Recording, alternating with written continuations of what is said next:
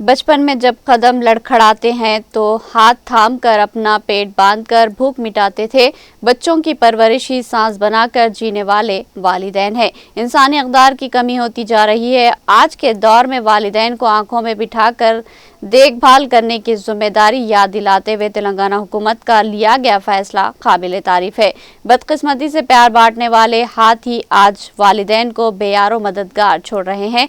ऐसे वाक़यात देखकर दिल दहल जाता है। इस समाजी दर्द को खत्म करने के लिए तेलंगाना हुकूमत ने तारीखी प्रिंट सपोर्ट बिल को काबीना में मंजूर करके एक इनकलाबी तब्दीली की है। बुजुर्ग वालिदैन को नजरअंदाज करने वाले अवामी नुमाइंदों, सरकारी या प्राइवेट मुलाजमीन की तनख्वाहों का कुछ हिस्सा बराह रास्त वालिदैन तक पहुंचाने का कानून लाने का फैसला करना एक बड़ी पेशरफ्त है। ये जिम्मेदारी से गाफिल औलाद को इनका फर्ज याद दिलाने के लिए इंतबाह है। माँ बाप की इज्जत नफ्स की हिफाजत करने वाला यकीन दहानी है। ये बिल हमारे मुल्क के लिए मशाल राह है, पूरी दुनिया के लिए एक रहनुमा है। वालिदैन ही मुजस्सिम खुदा है। इस हकीकत को नजरअंदाज करने वाली आज की नस्ल के लिए फैसला एक बेहतरीन सबक है। बुढ़ापे में वो क्या चाहते हैं? ऐश व आराम नहीं, बस अपनी औलाद की मोहब्बत और सहारा चाहते हैं। इस सहारे को कानूनी शक्ल देते हुए इनकी आंखों में खुशी भरने वाला ये बहादुराना इंसानी फैसला करने वाली तेलंगाना रियासती हुकूमत का शुक्रिया अदा करता हूँ। वालिदैन का एहतराम करें, इनकी दुआएं लें।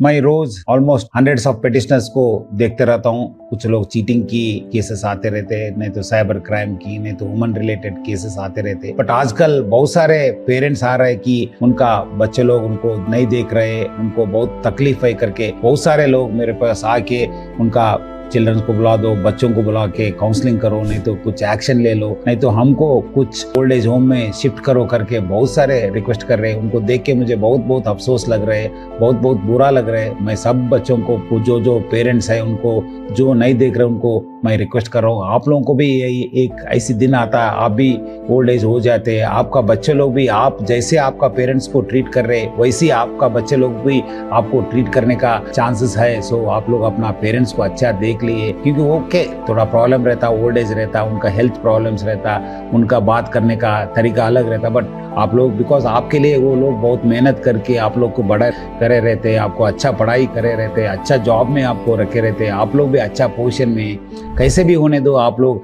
अपना पेरेंट्स को अच्छा से देखने के लिए मैं सबको रिक्वेस्ट कर रहा हूँ।